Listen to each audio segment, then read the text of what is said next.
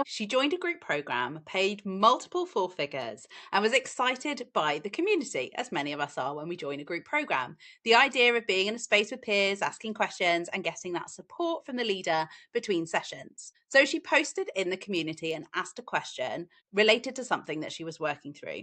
She got a response, and it was immediately obvious to her that it had been written by AI. And immediately her trust in that leader was broken. She retreated and didn't really use the space in the same way as she thought that she might. And this is just one of a few ways that I see AI being used in group programs that are actively damaging client experience, client results, and leaders' reputations. So the first bad use of AI is AI responding to client questions without telling them that that is going to be something that you're going to be doing. We need to be realistic about what our clients are signing up for. Your community is a space designed for belonging, for social support, for peer interaction, where your clients are coming to feel seen, to connect, to experience safety. And when someone is posting a question in your community, they are putting themselves out there and making themselves vulnerable. Nobody wants to be the person that's seen to be asking the stupid question. And they are trusting that the response that they are receiving is coming back from you as the leader, the human who actually read what they wrote and is responding to them specifically from their own expertise through their own lens. Now, when clients realize that you've actually used AI to respond to their question, you have immediately broken trust. If you want to use AI as a support tool, build a chatbot trained on your program content for those logistical questions. I've talked about that in the first video in this series around good uses of AI. But using AI to respond to client questions as though the response is coming from you and from your brain is not it. Okay, it's not a good use of AI. So please don't do that. Bad use number 2 is using AI to do the coaching without a human in the loop. Now, this is the AI version of the passive income digital product. The idea that you can use an AI to deliver the coaching while you sit on the beach, to respond to those client questions, to make recommendations, to provide guidance, to cheerlead, all of those things that actually a real coaching relationship produces. Then, by taking yourself out of the loop entirely. Now, this doesn't work for exactly the same reason that a passive income digital product doesn't work. Your clients are not paying just for information. They are not paying for access to your kind of AI chatbot knowledge. They are not paying for plausible responses to their questions. They are paying for your specific judgment and ability to respond to nuances based off years of experience to their specific situation.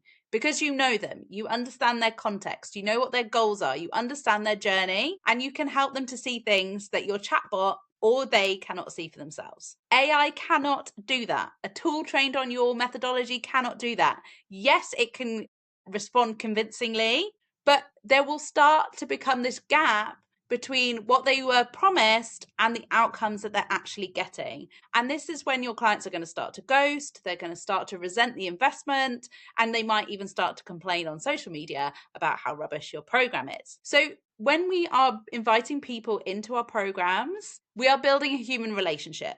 Yes, AI can support it, but AI cannot replace it.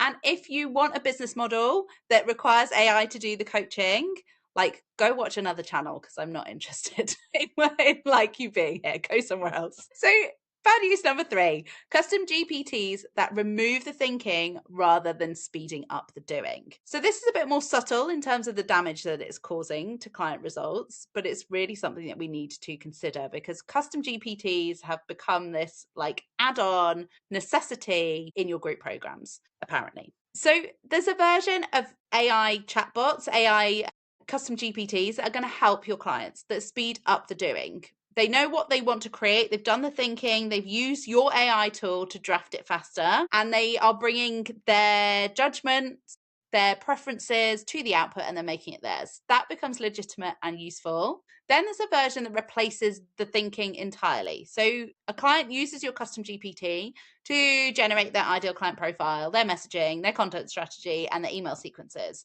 They get this polished output, but they haven't done the thinking. They haven't gone through the process of purposeful friction or productive friction, where actually doing the work is the thing that helps them to learn the skill. So they've got an output. Essentially, they put a tick in the box that says they've made progress, but actually it isn't really progress at all. It's like a false progress. And you will have clients who are moving through things and they're ticking the boxes, but they're not actually getting anywhere. They are not actually deepening their understanding. They are not developing the skill, which means that when they try to implement it on their own, it's not going to work. They haven't actually integrated the thing that you're teaching.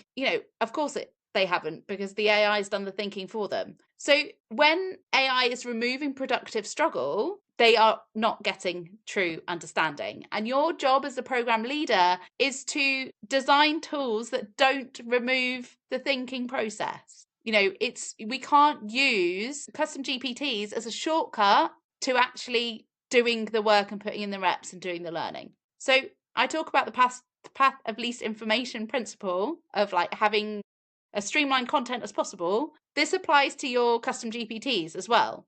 Like, we don't want to give them all of the GPTs in your program. We just need to give them specific tools at specific points that are going to help them accelerate implementation, not tick the box to say that they've made progress when they haven't really made progress.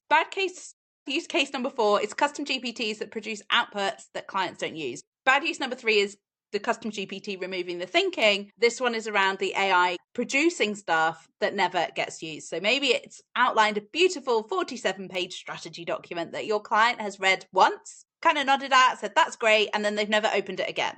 So it looks comprehensive, it looks well structured, it looks professional, and it feels like they've done something. But just because it's there doesn't mean they actually do anything with it. So celebrating progress when actually it's AI that's done the work and not actually checking whether the outputs are being used is optimizing for the wrong metric. I talk a lot about how completion rates are the wrong metric. This is the same principle. Ticking off things that have been done by AI without a noticeable shift in behavior, without a noticeable shift in skill acquisition, is optimizing for the wrong metric. Essentially, it's content overwhelm in a different guise. It's those 156 videos in a different format.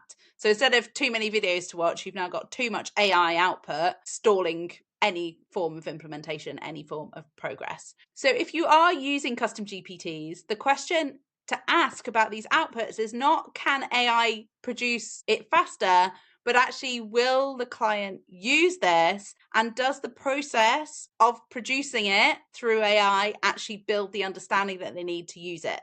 Because they're very different questions. And then bad use case number 5 is using AI to create the illusion of progress tracking. So progress tracking is one of the single most important elements of a well-designed group program. When we can help our clients to see how far they've come, when their progress is visible rather than invisible, this is one of the primary mechanisms that holds them through the messy middle, where they are inconsistently making progress, where they're really having to think and put in the cognitive work to make progress. Without having progress tracking, without having that small action, small celebration, small evidence, your clients will drift. We need to keep our clients grounded in the evidence that what they're doing, the work that they're doing, is actually driving change, that they can see things are happening, things are changing over time. Now, it sounds like a great idea to automate some of this stuff, some of this kind of progress tracking stuff. So having an AI-powered check-in system, sending automated prompts,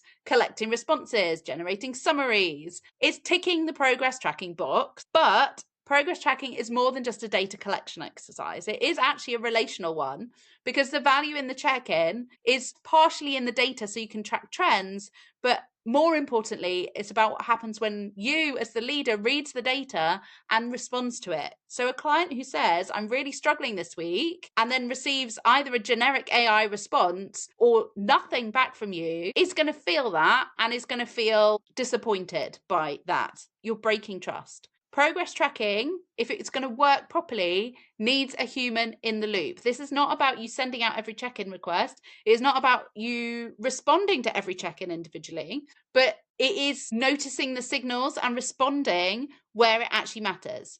So you need to yes, use those AI and automated check-ins if you want to, but you need to actually be the one who responds to it, and don't just leave it to your tech tools to manage that process, manage that part of your program.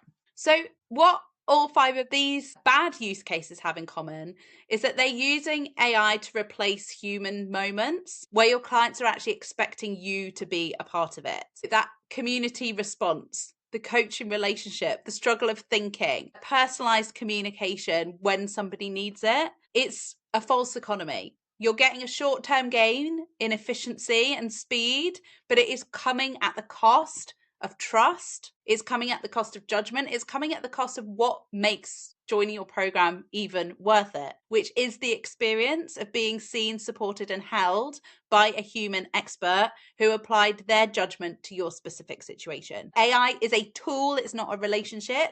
And the moment that you start using it to replace you in the important things and the things that matter, you are going to break trust in you and in your program. And once you've reached that point, the reputational damage is already done and it's very hard to reverse. So I'd love to know, have you seen any of these things happening in programs that you're part of? Like, please don't name names, but pop it in the comments, because I think we do need to talk about AI and how we're using it openly and honestly, because this helps us all to raise the standard of how we're using this inevitable tool in our programs. I have put a link to the good uses video below if you want to hear the other side of the conversation, because AI is not bad.